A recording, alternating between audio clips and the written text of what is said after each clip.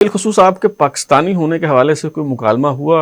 ہاں، وہ گالی دیتے تھے پاکستان، اچھا، پاکستان کے گالی دیتے تھے، مجھے گالی دیتے تھے، اور باقی جو ہیں وہ جانتے بھی تھے مجھے، میں پاکستانی پارلیمنٹ میں جس طرح بولا. بلکہ آپ کو میں یہ بات بتاؤں کہ جب ہم جا رہے تھے تیونس سے، تو گلوبل سموتھ فلوٹیلا کے جو ہمارے ٹرینرز تھے انہوں نے ہمیں بتایا کہ آپ اپنے سوشل میڈیا اکاؤنٹ سے اسرائیل کے خلاف اور حماس کی حمایت میں جو میٹیریل وہ واش کر لیں، اس لیے کہ جیسے ہی آپ کو انٹرسیپٹ کریں گے اور آپ کا پاسپورٹ لیں گے تو فوراً آپ کی سوشل میڈیا اکاؤنٹس تک ایکسیس کریں گے اور آپ کے اوپر نیا چارج شیٹ جو ہے وہ تو یہ کیا آپ نے؟ میں نے کہا یہی تو میرا اثاثہ ہے، ہمارے پاس اور ہے کیا کہ اللہ کے حضور پیش کریں، یہی تو سرمایہ حیات ہے، متاع حیات ہیں، تو یہی تو ہم نے اپنے دل کے قریب رکھا ہے، یہی تو جان سے عزیز ہے. ختم کر دے تو مقصد بالکل. ہاں، تو میں نے بالکل نہیں کیا، اور وہ جانتے بھی تھے، اور انہوں نے تشدد بھی کیا، ٹارچر بھی کیا، سائیکولوجیکلی ہیومیلیٹ بھی کیا. لیکن یہ دیکھیں، ایک وہ جو غزہ جانے کا اور دوسرا جو تکالیف وہاں پہ ہیں اس کو جب آدمی دیکھتا تھا، تو یہ جو ہماری جو چیزیں تھیں یہ ہمیں کوئی خاص نظر ہی نہیں آتی تھی. اللہ ہمت دیتا ہے بس. ایسے. اچھا، یہ غزہ فلوٹیلا پہ جانے کے لیے جماعت اسلامی نے آپ کو اجازت نہیں دی تھی؟ کہیں آپ نے بات اس حوالے سے کی بھی ہے، تھوڑا اس کو ایکسپلین کر دیں کہ جی آپ نے کہیں کہا کہ وہ 3 جو نشستیں تھیں وہ ملی جماعت اسلامی کو، جماعت اسلامی نے اویل نہیں کی، پھر آپ نے 5 اور اویل کی اپنے ذاتی روابط سے.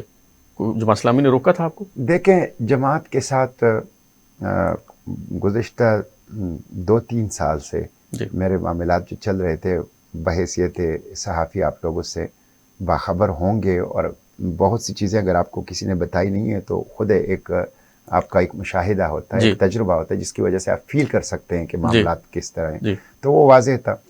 یہاں میں نے 42 ڈیز کا ایک سیٹ اینڈ پروٹیسٹ کیا غزہ چوک، سابقہ ڈی چوک میں، اور اس میں ہمارے 2 ساتھی بھی شہید ہو گئے، 8 زخمی ہو گئے. 2 دفعہ میں جیل میں گیا، میری اہلیہ، میری بیٹی، میرے ساتھ 30 ساتھی جو ہیں وہ گئے. 25-26 دفعات میرے اوپر جو چوری، قتل، اقدام قتل، ڈاکے، اینٹی اسٹیٹ، دہشت گردی کے مقدمات بھی، اور یہ میں اکیلے فیس کرتا رہا. تو پھر اسی طرح آپ کو پتہ ہے کہ میں سینٹ میں بھی ایک بہت ہی طاقتور انداز سے، بلند آہنگ سے، جو وائلیشن ہوتی ہے فنڈامنٹل رائٹس، اس کے خلاف آواز اٹھاتا ہوں. خواہ وہ ڈاکٹر عافیہ ہوں، خواہ وہ مہرنگ بلوچ یا بلوچستان کے اندر جبری گمشدگیاں ہوں، خیبر پختونخوا کے اندر جبری گمشدگیاں ہوں، ملٹری آپریشنز ہوں، یا ایکسٹرا جوڈیشل کیلنگ ہو، یا ڈرون اٹیکس کے اندر لوگوں کو مارا جانا ہو، تو اس کے اوپر میں جاتا تھا، ان لوگوں کے ساتھ کھڑا ہوتا تھا. یہاں بھی بلوچ آئے، جب بھی آئے اور انہوں نے پروٹیسٹ کیا تو میں ان کے ساتھ، مارنگ بلوچ کے ساتھ بھی رہا، اس سے پہلے بھی رہا. ابھی ریسنٹلی جو 2 ماہ کا انہوں نے سیٹ اینڈ پروٹیسٹ کیا اسلام آباد پریس کلب کے سامنے، تو میں ان کے ساتھ بیٹھا رہا 1 ماہ.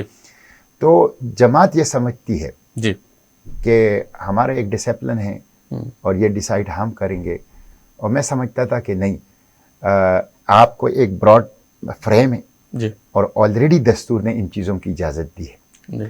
اس لیے اگر کوئی اعتراض ہے تو آپ مجھے بتا دیں، میں اس کو ایڈریس کر لیتا ہوں، اور آپ مجھے گائیڈ کریں. ایون یہ کہ میں نے جو سیو غزہ بنایا تھا، میں نے ان کو یہ کہا کہ آپ کسی کو اپنی تنظیم میں سے اس کا پیٹرن بنائیں، اور ہم ان سے گائیڈنس لیں گے، ان کو رپورٹ دیں گے. لیکن ہر کام تنظیم نہیں کر سکتی، اور آپ انڈیویجولز کو یہ پالش کرنے کے لیے ہے، انڈیویجول کو آگے بڑھنے کے لیے پلیٹ فارم ہے، ان کو حرکت کو محدود کرنے کے لیے اور ان کی ایکٹیویزم کو محدود کرنے کے لیے نہیں ہے. تو بہرحال یہ ایک تعبیر کی اختلاف تھا جو کہ میرا اور ان کا تھا. تو پھر یہ فلوٹیلا کے اوپر جب میں جا رہا تھا تو اسلامی جمعیت طلبہ کو یہ 3 سیٹیں ملی تھی، اور انہوں نے مجھے اون کر دیا تھا. وہ ظاہر میں ان کا نظم لا رہا ہوں، بہت اچھے بچے ہیں. تو لیکن پھر ان کی طرف سے ظاہر پریشر ہے. اسلامی جمعیت طلبہ ایک ہے تو انڈیپینڈنٹ آرگنائزیشن، لیکن ظاہر ہے جماعت کے ساتھ ان کا ایک بہت اثر رسوخ بھی ہے، اور جماعت کے جو ایک براڈ بیس اس پہ ہے، اس میں ایک اندرونی خود مختاری کے ساتھ وہ بہرحال جماعت ہی کے ماتحت ہے.